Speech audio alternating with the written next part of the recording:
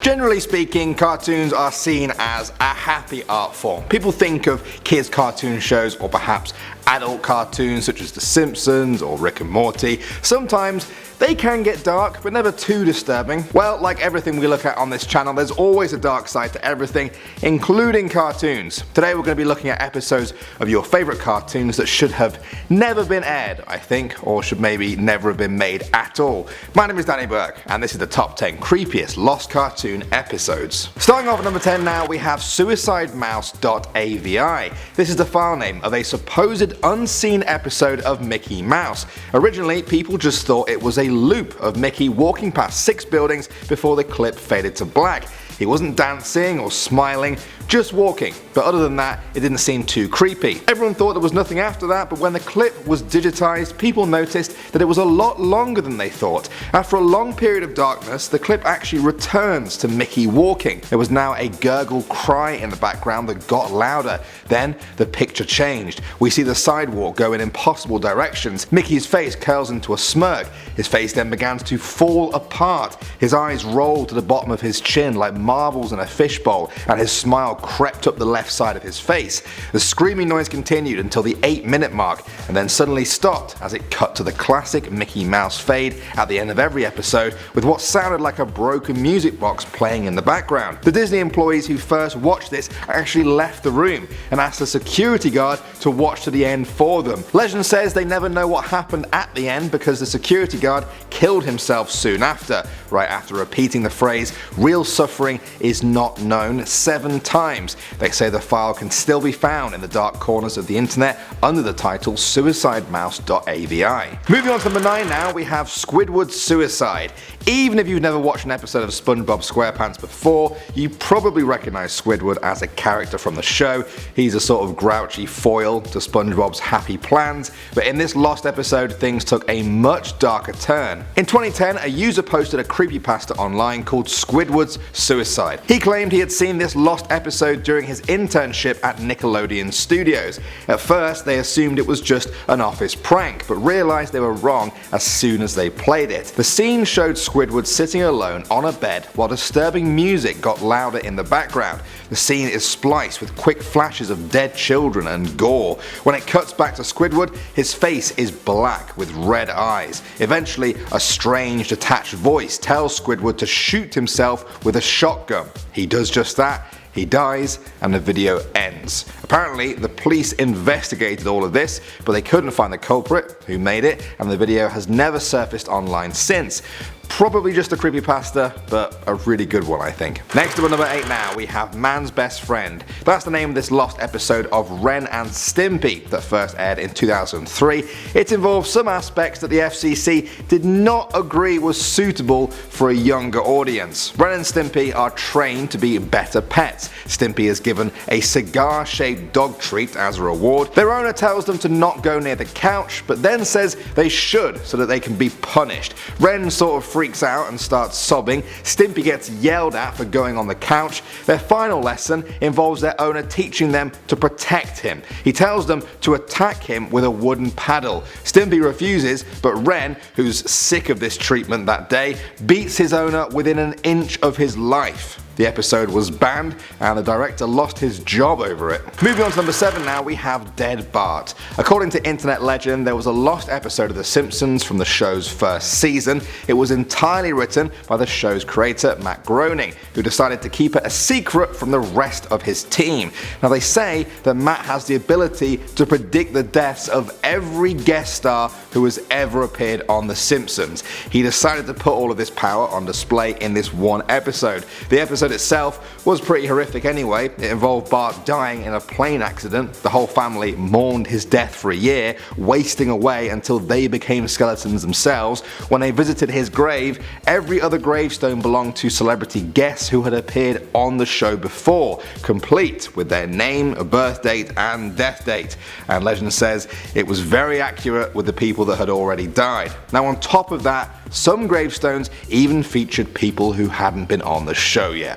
Yeah, I sort of went up a level at the end there. Coming in at number 6 now, we have Ed, Edd and Eddy. This is the story of an episode of Ed, Edd and Eddy that accidentally aired on Cartoon Network at 5 AM one morning. Legend says that the animation was choppy, the sound was constricted and muffled. A strange VHS line skittered across the screen. The scenery was described as overwhelmingly dark and depressing without changing props and other background objects looking stormy. The characters seemed agitated and angry. They had tears in their eyes. At one point the animation switched to claymation. The quality of the episode deteriorated from that point on, becoming almost unwatchable. The episode ended with Johnny swallowing Naz's head as she kicked and struggled. He held her like this until she went limp. A zoom in on his face revealed he had extremely small and very realistic looking human eyes. The camera then shows Eddie's house and only Eddie's house for the remaining 3 minutes, and then it cuts to black. Next up at number 5 now we have Candle Cove. This is a famous creepypasta that was shared in the format of an email conversation on a forum. It starts with one user asking if anyone remembers a kids show called Candle Cove that was on TV in the early 70s. Other users start saying they remember it too, and together they piece together the memories to figure out what the show was all about. Candle Cove revolved around a little girl who imagined herself to be friends with pirates. Their ship was called the Laughingstock, and there was another character called Pirate Percy that got scared a lot. Then their memories got creepier. They remembered the ship was a wooden smiling face with the lower jaw submerged. It looked like it was swallowing the sea. Then there was the villain's sidekick, Horace Horrible. His face was just a handlebar moustache above tall narrow teeth. The real villain though was simply called the Skin Taker, a dirty skeleton wearing a brown top hat and cape, his glass eyes too big for his skull. His mouth never opened or closed, his jaw just slid back and forth. When the girl asked him why this was, the Skin Taker told her it was to grind her skin. Then they remembered one episode where the show faded in from black, the camera cut between the characters' faces, and they were just screaming and screaming. The girl was crying, looking like she'd been through hours of this. The story ended with one of the users saying they had just visited their mum at a nursing home. Now she said she was surprised that they remembered the show because when they were little they used to tell her they were going to watch Candle Cove and then they would just tune in to TV static and watch dead air for 30 minutes. Next up at number 4 now we have AKURUYO Bubbles. That's the name of this Lost Powerpuff Girl episode. For those of you that have never seen the show, it's about 3 manufactured superheroes created by Professor Utonium. The story I read about this episode is truly horrific. It involves a twisted experiment which created a terrifying, murderous version of Bubbles. She attacks the screen and ends up dying in the end of the episode, with people staring at her lifeless, mangled body, but she's then brought back to life, only to stare into the camera with angry red eyes. She breathes heavily, the sound gets louder, and then the episode ends in darkness. I've summarized all of that there. The full story is honestly a lot more graphic, detailed and kinda confusing. The actual episode hasn't even surfaced. Moving on to number 3 now, we have Tom's Basement. This is said to be the name of a lost Tom and Jerry episode from many years ago. Something seemed different right away in this episode. Tom's owner was being physically abusive to Tom, stamping on his tail and telling him to never go down to the basement. Tom and Jerry end up scrapping in their normal way for a while, with Tom getting pretty beaten up. Jerry pushes Tom to the basement door, and when his owner sees him there, he goes ballistic. He screams at Tom in a rage. Jerry appears to take pity on Tom and ends up stabbing the owner repeatedly in his leg. Tom opens the basement door and they carry the owner's body down the stairs. They find dozens of other human bodies there, all showing signs of violent deaths. They shake hands, seemingly pleased that they'd stopped this serial killer, but then an evil look covers Jerry's face. He stabs Tom and throws his body onto the pile. The final scene shows Jerry putting up a for sale sign outside the house and laughing manically. Next up at number 2 now we have Doug's Real Life. Doug was one of the original Nicktoons on Nickelodeon. A few years ago someone shared a story online of them discovering a strange episode of the show that aired in 2005. It started with a normal intro of line drawings, but the characters never appeared. The lines continued as normal, reacting as if the normal characters were there. Doug wasn't narrating his writing like normal though. He just wrote in silence for about a minute before the screen faded out. out. It came back with large letters that said Doug's real life. The episode started with Doug eating breakfast while the screen flashed strangely. It starts again when Doug gets to school. The hallways were full of kids we'd never seen before. It cuts and we see Doug returning home and greeting his dog Porkchop. Another flash and Porkchop turned into a hunk of rotting meat.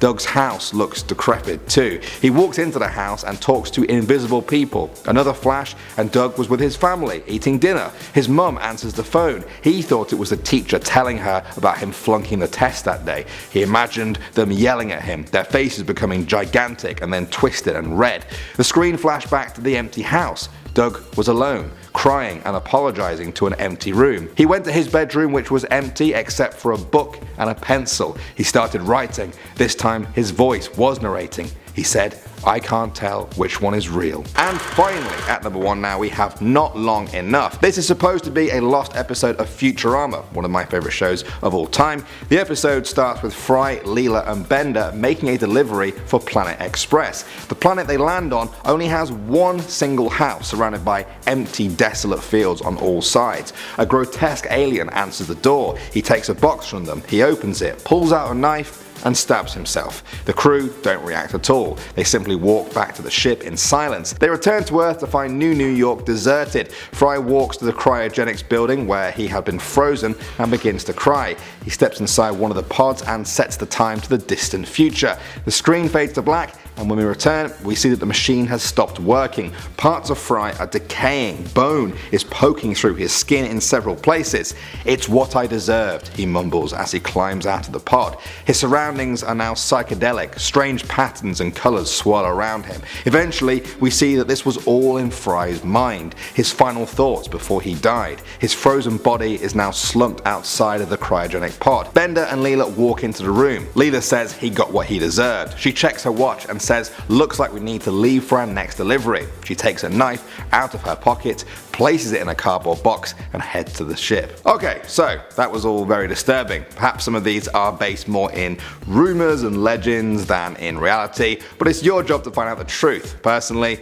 I'm done for now with all of that. We could do a part 2 though. If you'd like, let me know. Thanks for watching as always guys. My name is Danny Burke and I'll see you all in the next one.